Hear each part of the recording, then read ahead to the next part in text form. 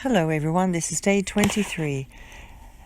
Today we're going to start with Matthew chapter 14, verse 22. Immediately he made the disciples get into the boat and go ahead of him to the other side. While he dismissed the crowds, after dismissing the crowds, he went up on the mountain by himself to pray. When evening came, he was there alone, but the boat was already over a mile from land, battered by the waves because the wind was against them. Around 3 a.m, he came toward them walking on the sea. When the disciples saw him walking on the sea, they were terrified. "It's a ghost," they said, and cried out in fear. Immediately Jesus spoke to them. "Have courage, it is I. Don't be afraid." "Lord, if it's you," Peter answered him, "command me to come to you on the water." "Come," he said. And climbing out of the boat, Peter started walking on the water and came toward Jesus. But when he saw the strength of the wind, he was afraid, and beginning to sink, he cried out, "Lord, save me!" Immediately Jesus reached out his hand, caught hold of him, and said to him, "You of little faith, why did you doubt?" When they got into the boat, the wind ceased. Then those in the boat worshipped him and said, "Truly, you are the Son of God." Once they crossed over, they came to land at Gennesaret. When the men at that place recognized him, they alerted the whole vicinity and brought to him all who were sick. They were begging him that they might only touch the tassel on his robe, and as many as touched it were made perfectly well. Chapter 15. Then Pharisees and scribes came from Jerusalem to Jesus and asked, "Why do your disciples break the tradition of the elders? For they don't wash their hands when they eat." He answered them, "And why do you break God's commandment because of your tradition? For God said, 'Honor your father and your mother,' and the one who speaks evil of father or mother must be put to death. But you say, 'Whoever tells his father or mother, whatever benefit you might have received from me is a gift committed to the temple, he does not have to honor his father.' In this way, you have revoked God's word because of your tradition. Hypocrites! Isaiah prophesied correctly about you when he said, 'These people honor me with their lips, but their heart is far from me. They worship me in vain, teaching as doctrines the commands of men.'" Day 22. Psalm 12, verses 6 through 8. The words of the Lord are pure words, like silver refined in an earthen furnace, purified 7 times. You, Lord, will guard us. You will protect us from this generation forever. The wicked wander everywhere, and what is worthless is exalted by the human race.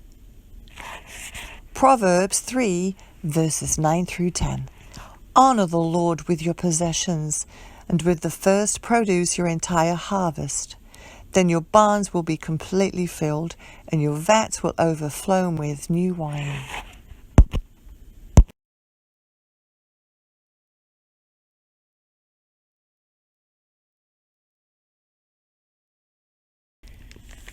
Day 23, Genesis 41, verse 8. When morning came, he was troubled, so he summoned all the magicians of Egypt and all its wise men. Pharaoh told them his dreams, but no one could interpret them for him. Then the chief cupbearer said to Pharaoh, "Today I remember my faults. Pharaoh had been angry with his servants, and he put me and the chief baker in the custody of the captain of the guard.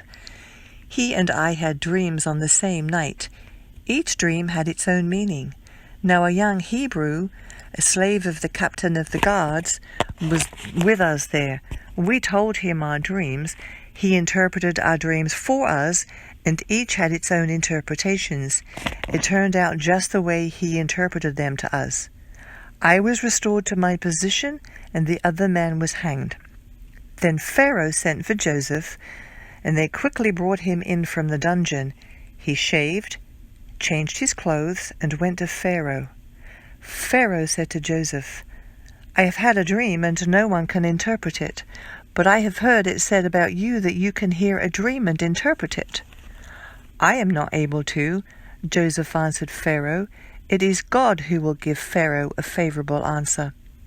So Pharaoh said to Joseph, In my dream I was standing on the bank of the Nile, when 7 well-fed, healthy-looking cows came up from the Nile and began to graze among the reeds.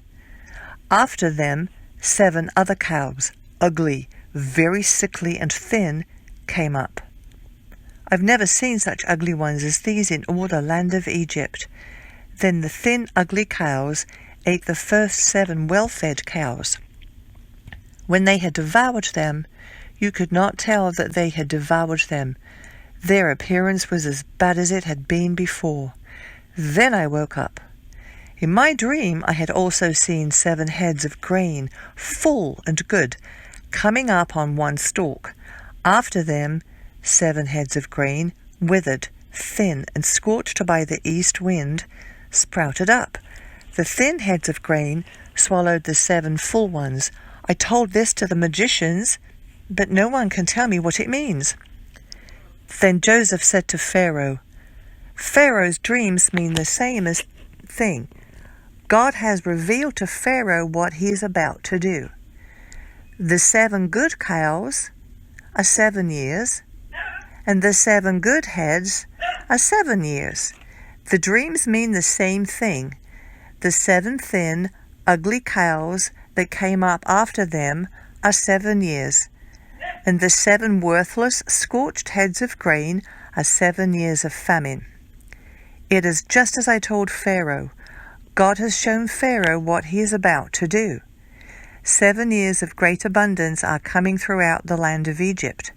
After them, 7 years of famine will take place, and all the abundance in the land of Egypt will be forgotten. The famine will devastate the land. The abundance in the land will not be remembered because of the famine that follows it, for the famine will be very severe. Because the dream was given twice to Pharaoh, it means that the matter has been determined by God, and he will soon carry it out. So now, let Pharaoh look for a discerning and wise man, and set him over the land of Egypt. Let Pharaoh do this. Let him appoint overseers over the land, and take 1/5 of the harvest of the land of Egypt during the 7 years of abundance. Let them gather all the excess food during these good years that are coming. Store the grain under Pharaoh's authority as food in the cities, and preserve it. The food will be a reserve for the land during the 7 years of famine that will take place in the land of Egypt. Then the country will not be wiped out by the famine. The proposal pleased Pharaoh and all his servants. Then Pharaoh said to his servants, Can we find anyone like this, a man who has the Spirit of God in him? So Pharaoh said to Joseph, Since God has made all this known to you, there is no one as intelligent and wise as you. You will be over my house, and all my people will obey your commands. Only with regard to the throne will I be greater than you.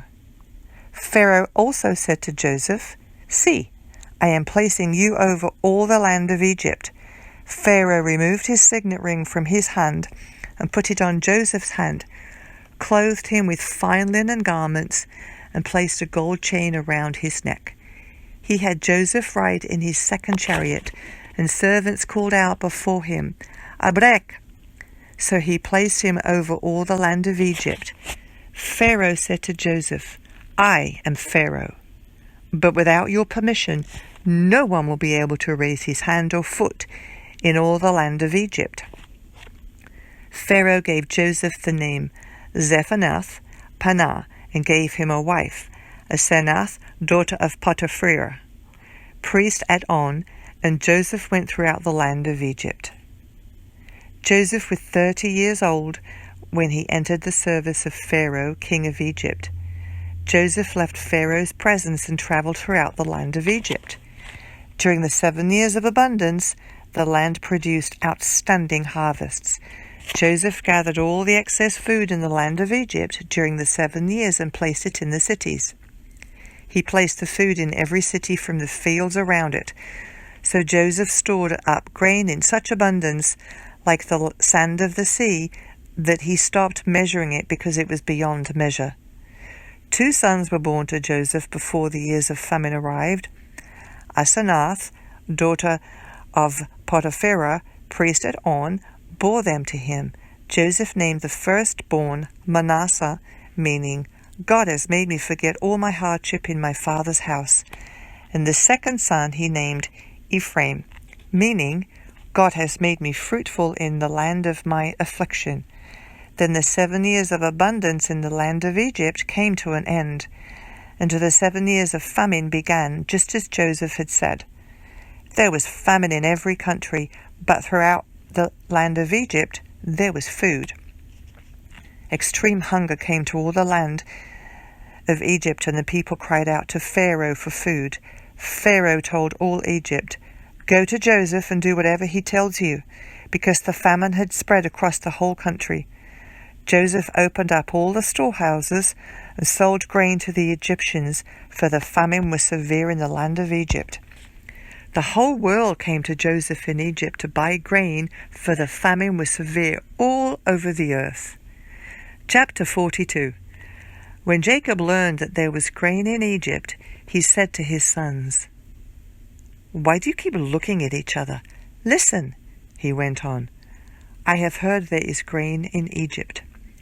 Go down there and buy some for us so that we will live and not die." So 10 of Joseph's brothers went down to buy grain from Egypt. But Jacob did not send Joseph's brother Benjamin with his brothers, for he thought something might happen to him.